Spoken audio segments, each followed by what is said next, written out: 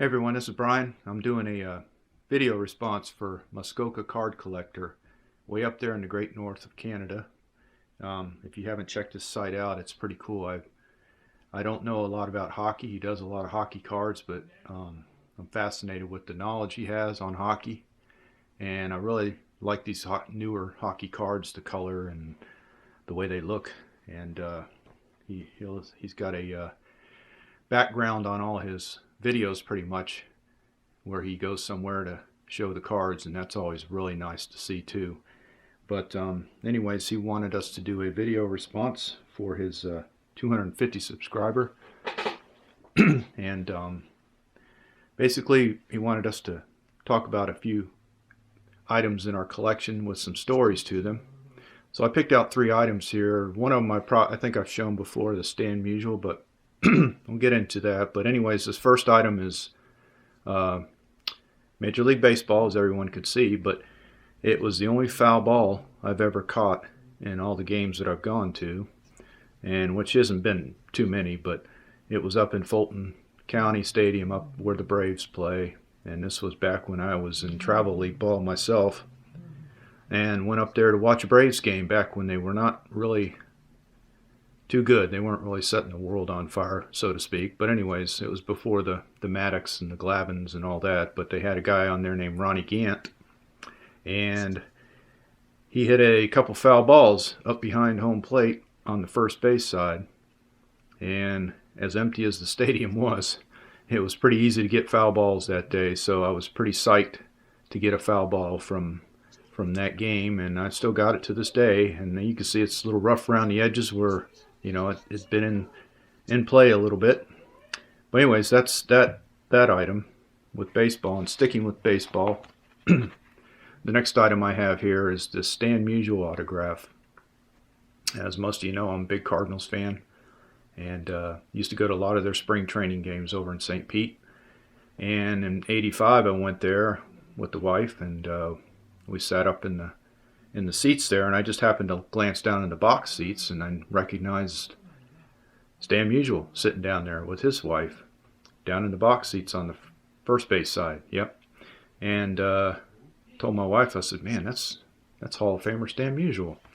And I went down there with the program here. As you can see, this was back when they had the Ozzie Smith and some other guys that were Willie McGee and things of that nature. But anyways, I went down to with the program in hand and a pen, and he was just sitting there during one of the inning breaks, and I asked him if he'd sign my program, and he said no problem. He's a very nice, cordially nice to meet guy. And that same game, Bob Gibson was up in the announcer booth. He was doing some radio play, and I went up and got a picture with him. However, that picture has been lost, and I don't know where it's where it is to this day, but I got a picture with him. I had the wife take it with me, but I do remember him shaking my hand, and he had just huge hands. So anyways, that was a couple things there with that day at the spring training with the Cardinals. And then to mix things up, this last card is a football card, and this is a local town guy, Wilbur Marshall, whom I'm sure a lot of you, if you followed football through the years, know Wilbur Marshall with the Bear defenses, and later he played for my Redskins. But he's from Titusville here, and he went to the opposite high school he went to our rival high school, I should say. He was a year ahead of me, played football, and I mean, he was just as big in high school as he was through college. And I mean, the guy was huge. You could tell.